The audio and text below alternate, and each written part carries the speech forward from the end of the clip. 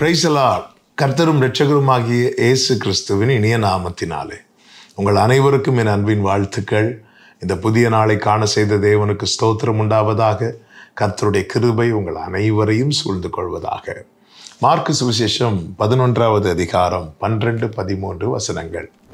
மறுநாளிலே அவர்கள் பெத்தானியாவில் இருந்து புறப்பட்டு வருகையில் அவருக்கு பசி உண்டாயிற்று.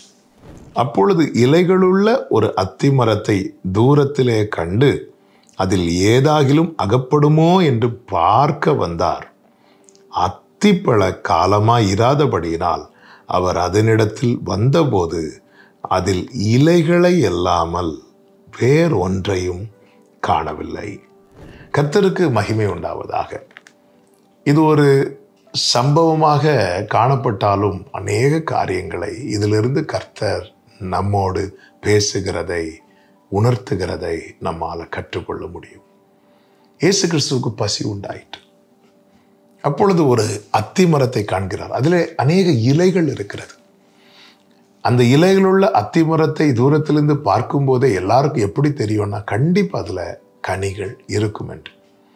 அதுபோலதான் ஆலயத்தில் நம்ம அநேகருடைய ஜபங்கள், ஆராதனைகள் இவைகளெல்லாம் பார்க்கும்போது பார்க்கிறவர்களுக்கு எப்படி தெரியும்னா, உண்மையிலே இவங்க வாழ்க்கையில் அப்படி இருப்பாங்க, இப்படி இருப்பாங்க, இவங்கள்ட்ட நல்ல சாட்சி இருக்கும், இவங்கக்கிட்ட தேவ கிருபை இருக்கிறது, தேவனை குறித்த, தேவராஜ்யத்தை குறித்த பாரம் இருக்கிறது, ஆத்தும பாரம் இருக்கிறது, இப்படி எல்லாம் மற்றவர்கள் பார்வையில் தெரியும். இங்கே கர்த்தர் என்ன செய்கிறார் என்றால், எதிர்பார்ப்போடு வருகிறார். அன்பு சகலத்தையும் நம்பும் என்று சொல்லப்பட்டிருக்கிறது. அதுபோலதான் கர்த்தர் நம்ம மேல வைத்த அன்பினால எதிர்பார்ப்போடு, நம்பிக்கையோடு வருகிறார். இங்கே கனி ஏதாவது கிடைக்கும் என்கிற நம்பிக்கையில வந்தபோது வேதம் சொல்லுகிறது, அதில் கனிகள் இல்லை. இன்னும் சொல்ல வேண்டுமானால், எதிர்பார்ப்போடு வந்த இயேசுவுக்கு இப்பொழுது ஏமாற்றம் கிடைக்கிறது. இது போலதாங்க நம்ம கிட்ட என்ன இருக்கு என்ன இல்லைன்னு கர்த்தருக்கு தெரியும், எல்லாமே தெரியும். அப்படி இருந்தும் நம்ம மேல அவர் வைத்த அன்பினால அவர் நம்பிக்கையோடு வருகிறார். எதிர்பார்ப்போடு அவருடைய காரியத்துக்காக, அவருடைய திட்டத்துக்காக, அவர் பட்சத்தில் நாம் நிற்க வேண்டும் என்பதற்காக நம்மிடத்தில் எதிர்பார்ப்போடு வரும்போது நம்மில் ஒன்றும் இல்லை என்று சொல்லும்போது அது அவருக்கு மிகப்பெரிய ஏமாற்றத்தை கொடுக்கிறது. இந்த ஏமாற்றத்தினால என்ன ஆனது தெரியுமா? இனி ஒரு காலம் முன்னிடத்திலே கனி உண்டாகாதிருப்பதாக என்று அந்த மரத்தை சபித்து விட்டு போனதை பார்க்க முடியும். வேரோடு அது பட்டு போயிற்று. வேரோடு பட்டு போயிட்டு என்றால் அடுத்த நாள் அந்த மரத்தின் இலைகள் அசையவில்லை, இலைகள் எல்லாம் பட்டு போயிற்று. நேற்று வரை அந்த மரத்தில் கனி இல்லை, நல்ல இலைகள் இருந்தது. ஆனால் இப்பொழுது அதுவும் இல்லாமல் ஆயிற்று. காரணம், அந்த இலைகள் பார்க்கிறவர்களுக்கு கனி இருப்பது போன்ற ஒரு தோற்றத்தை கொடுத்து கொண்டே இருந்தது.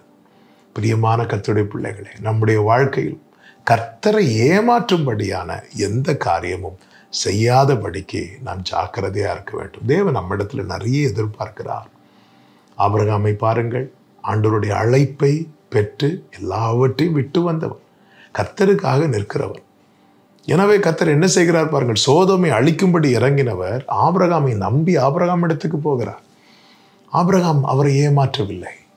ஆபிரகாம் அவரை கண்டபோது அவர் பாதத்தில் விழுந்து அவரை அழைத்து அவன் வீட்டு மரத்தடியில் அவரை உட்கார வைத்து அவர் திடப்படும்படியாய் அவருக்கு என்னெல்லாம் செய்யணுமோ அதெல்லாம் செய்கிறார். இதுதான் தேவன் நம் ஒவ்வொரு இடத்துல எதிர்பார்க்கிறார். பொல்லாப்பினால் நிறைந்த உலகம், தேசத்தில் எவ்வளோ கொடுமையான, மனசாட்சி கொஞ்சம் கூட இல்லாத காரியங்கள் எல்லாம் நடந்து வருகிறது. இப்படியெல்லாம் நடக்கும்போது தேவனுடைய இருதயம் துக்கப்படுகிறது.